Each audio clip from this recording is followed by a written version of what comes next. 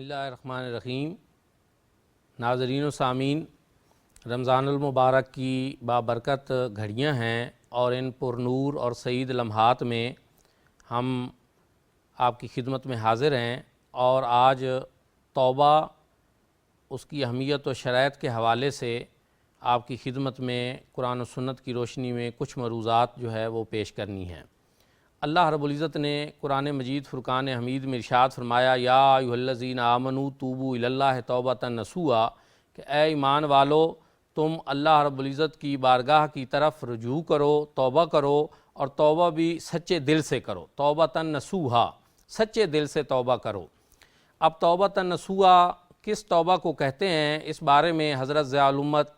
Justice پیر محمد کرم شاہ الازہری رحمۃ اللہ تعالی علیہ آپ شہرۂ آفاق تفسیر ضیاء القرآن میں ارشاد فرماتے ہیں کہ قرآن مجید فرقان حمید کے ان الفاظ جو ہیں حکمت بھرے، ان کے معنی کے حوالے سے 25 کے قریب مختلف آراء جو ہیں موجود ہیں۔ وہ ساری بیان کرنی تو یہاں پہ مشکل ہیں، لیکن ان میں سے چند جو ہے میں آپ کی خدمت میں پیش کرنا چاہتا ہوں۔ آپ فرماتے ہیں کہ اس سے مراد جو ہے نسوح جو ہے، یہ اس سے مراد ایک تو اصل الناسے ہے۔ اصل الناسے کس کو کہتے ہیں کہ جب شہد کو اس کے موم سے پوری طرح الگ کر کے انتہائی صاف کر لیا جائے ہر قسم کی الائش سے، تو اس کو اصل الناسے کہتے ہیں۔ تو پھر اگر اس کا ماخذ یہ ہے تو اس کا مفہوم پھر یہ ہوگا، اس کا مقصد یہ ہوگا کہ انسان ایسی توبہ کرے جس میں ریاکاری کی کسی قسم کی کوئی الائش نہ ہو، بلکہ ہر قسم کی الائش سے، ریاکاری سے پاک ہو کر انسان اللہ رب العزت کی بارگاہ میں توبہ کرے۔ دوسرا اس کا مفہوم کیا ہے کہ وہ ہے کہ جس طرح انسان کا کپڑا پھٹ جاتا ہے اور انسان اس کو رفو کرتا ہے، تو اس طرح کہا جاتا ہے کہ نصحت الثوب، کہ میں نے جو ہے کپڑے کو وہ رفو کر لیا۔ تو کہا اس طرح جب انسان سے غلطی ہو جائے، کوئی کوتاہی ہو جائے، کوئی بدعمالی ہو جائے، تو انسان اللہ رب العزت کی بارگاہ میں اس طرح کی توبہ کرے کہ جس طرح اپنے ایمان جو ہے اس میں جو کمی آ گئی تھی، اب اس کو پیوند لگا دیا گیا اور اس کو رفو کر دیا گیا ہے۔ تیسرا معنی جو ہے آپ فرماتے ہیں وہ یہ نصوحا جو ہے یہ نصیحت سے ہے، اور انسان اس طرح کی توبہ کرے کہ گویا دوسرے دیکھنے والے بدعمل لوگ جو ہیں ان کے لیے بھی اس کی توبہ نصیحت بن جائے، اور وہ بھی اللہ رب العزت کی بارگاہ میں آ کر توبہ کرنے والے ہو جائیں اور اس کی توبہ سے وہ اثر لیں۔ اب یہ تو اس کے بارے میں لغوی آراء تھیں۔ حضور نبی کریم صلی اللہ علیہ وآلہ وسلم کی بارگاہ اقدس میں چلتے ہیں اور بارگاہ نبوت سے ہم مستفید ہوتے ہیں کہ کریم آقا علیہ الصلوۃ والسلام نے اس حوالے سے کیا ارشاد فرمایا۔ حضرت معاذ بن جبل رضی اللہ تعالیٰ عنہ بیان کرتے ہیں کہ میں نے حضور نبی کریم صلی اللہ علیہ وآلہ وسلم سے پوچھا کہ یا رسول اللہ یہ توبۃ نصوحا کا کیا مطلب ہے؟ تو حضور نبی کریم صلی اللہ علیہ وسلم نے ارشاد فرمایا کہ اپنے گناہوں پر ندامت اختیار کرنا، اللہ رب العزت سے مغفرت طلب کرنا، اور جس طرح کھیری کے اندر جو دودھ ہوتا ہے جب وہ دو لیا جاتا ہے دوبارہ واپس نہیں جا سکتا اس میں، تو اسی طرح انسان دوبارہ اس گناہ کی طرف نہ جائے جس سے وہ توبہ کر رہا ہے۔ یہ حضور نبی کریم صلی اللہ علیہ وآلہ وسلم نے اپنے حکمت افرین الفاظ جو ہیں ان کے ساتھ یہ ارشاد فرمایا، اور گویا بتا دیا کہ انسان کی توبہ یہ ہے کہ وہ ایک تو اللہ رب العزت کی بارگاہ میں احساس ندامت اور احساس شرمندگی پیدا کرے، اور دوسرا اللہ رب العزت سے مغفرت طلب کرے، اور تیسرا یہ ہے کہ دوبارہ اس گناہ کے قریب کبھی بھی نہ جائے۔ جس طرح دودھ کا دوبارہ اس کی کھیری میں واپس جانا یہ ایک ناممکن چیز ہے، اسی طرح انسان جو ہے اس کا دوبارہ اس گناہ کی طرف جانا یہ ایسے ہو جائے جیسے اس کے لیے ناممکن ہو چکا ہے۔ تو پھر جو ہے کہا جائے گا کہ اس شخص نے جو ہے وہ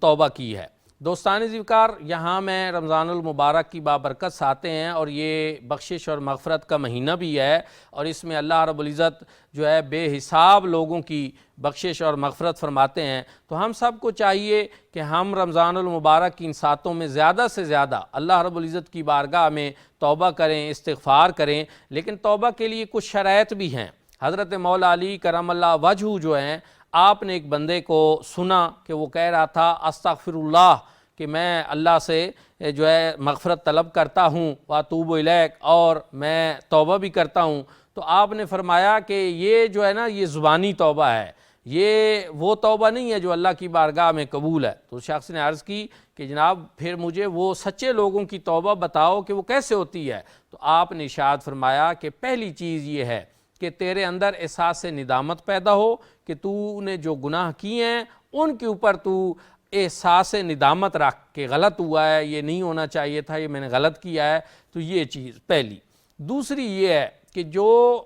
فرائض میں سے تو اس سے کوتاہی ہوئی ہے تو ان کی قضا کو بجا لا۔ تیسری چیز یہ ہے کہ اگر تو نے لوگوں کا کوئی حق غصب کیا ہے تو اس کی تلافی کر۔ چوتھی چیز جو ہے وہ یہ ہے کہ اگر تیرا کسی سے جھگڑا ہو گیا ہے تو اس سے معافی مانگ۔ پانچویں چیز یہ ہے کہ تو اللہ رب العزت کی بارگاہ سے بھی مغفرت طلب کر۔ اور چھٹی شرط جو ہے وہ اس میں یہ ہے کہ جس طرح تو نے بدعمالیوں میں اپنے جسم کو موٹا کیا، فربا کیا، اب تو اس کو اللہ رب العزت کی طاعت اور بندگی کی طرف تھکا دے اور ادھر لگا دے اور اس کو ادھر اب کمزور کر۔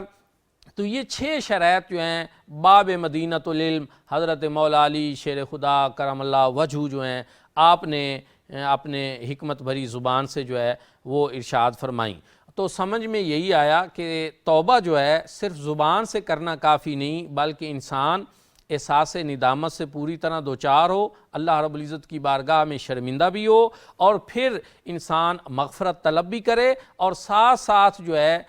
جن معاملات کا تعلق حقوق اللہ کے ساتھ ہے تو وہ فرائض بنتے ہیں تو ان کی قضا اپنے ذمہ لازم کرے اور قضا ادا کرے، اور جن کا تعلق اللہ کی مخلوق کے ساتھ ہے، حقوق العباد کے ساتھ ہے، تو ان کی تلافی کی صورت بنائے۔ اور وہ یہی ہے کہ کسی کا حق غصب کیا ہوا ہے تو اس کا حق اس کو واپس کرے، اور اگر کسی کے ساتھ اس نے بد کلامی کی، کوئی زیادتی کی، تو اس سے معذرت کرے، اس سے معافی مانگے اور اس سے معاف کروائے، اور پھر جو ہے اللہ رب العزت کی بارگاہ میں عبادت میں تیزی لائے، کیونکہ جو نیکیاں ہیں یہ گناہوں کو مٹا دیتی ہیں۔ سورۃ ہود کے اندر جو ہے توبہ کے حوالے سے ہمیں جو پیغام ملتا ہے، کیونکہ توبہ کا یہ معاملہ صرف امت مصطفیٰ صلی اللہ علیہ وآلہ وسلم کے ساتھ نہیں بلکہ پہلی امتوں میں بھی یہ چیزیں رہی ہیں کہ ہر دور میں انسانوں سے غلطیاں کوتاہیاں ہو جاتی ہیں، لیکن اچھا انسان وہ ہوتا ہے جو اللہ رب العزت کی بارگاہ میں حاضر ہو جاتا ہے، گڑ گڑاتا ہے، اپنے گناہوں پہ شرمندگی اختیار کرتا ہے، رب تعالیٰ سے معافی مانگتا ہے۔ تو سورۃ ہود کے اندر جو آیت نمبر 3 ہے اس میں ہم دیکھتے ہیں کہ اللہ رب العزت نے ارشاد فرمایا وَإِنِ اسْتَغْفِرُوا رَبَّكُمْ ثُمَّ تُوبُوا إِلَيْهِ يُمَتِّعْكُمْ مَتَاعًا حَسَنًا۔ فرمایا کہ تم اللہ رب العزت سے استغفار کرو، تم اپنے رب سے مغفرت طلب کرو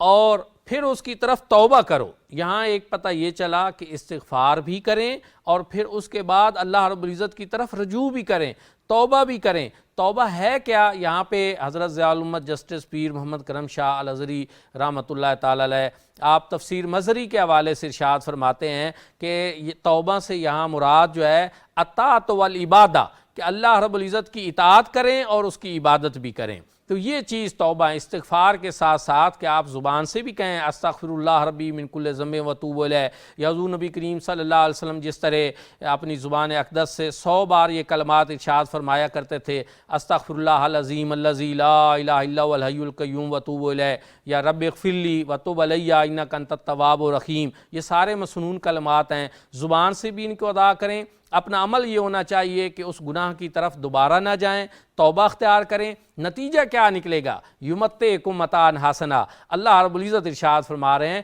کہ پھر تم زندگی کا جو حسن ہے، زندگی کی جو خوبصورتیاں ہیں ان سے لطف اندوز ہوگے۔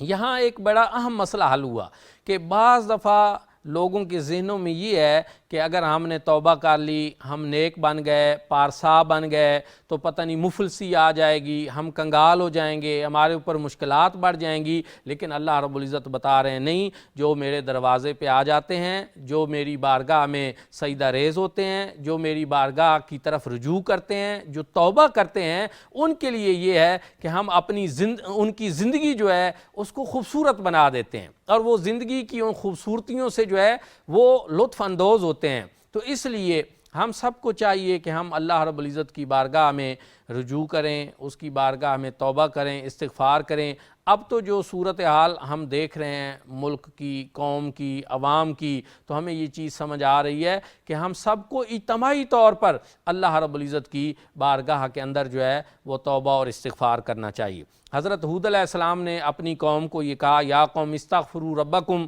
ثم توبوا الیہ، اے میری قوم اللہ رب العزت سے استغفار بھی کرو اور پھر اس کی طرف توبہ بھی کرو۔ جب ایسا کرو گے یرسل السماء علیکم مدرارا، اللہ رب العزت تمہارے اوپر موسلا دھار بارش جو ہے وہ نازل کرے گا، وَيَزِدْكُمْ قُوَّةً إِلَىٰ قُوَّتِكُمْ، اور تمہاری قوت جو ہے اس کو بھی بڑھا دے گا۔ تو اگر آپ چاہتے ہیں کہ اللہ رب العزت آپ کے رزق میں اضافہ کرے، آسمان سے بارشیں نازل ہوں، تو پھر رمضان المبارک کی ان بابرکت ساعتوں میں زیادہ سے زیادہ اللہ رب العزت کی بارگاہ میں توبہ کریں، استغفار کریں، زبان سے بھی کریں اور اپنے عمل سے بھی کریں کہ دوبارہ ایسے گناہوں کے پاس نہ جائیں جو آپ سے سرزاد ہو چکے ہیں۔ اللہ رب العزت کو اس بندے کے اوپر بڑی خوشی ہوتی ہے کہ جو بندہ غلطی کرنے کے بعد اللہ رب العزت کی بارگاہ میں استغفار کرتا ہے اور توبہ کرتا ہے۔ تو حضور نبی کریم صلی اللہ علیہ وسلم نے بھی فرمایا کہ اللہ رب العزت کو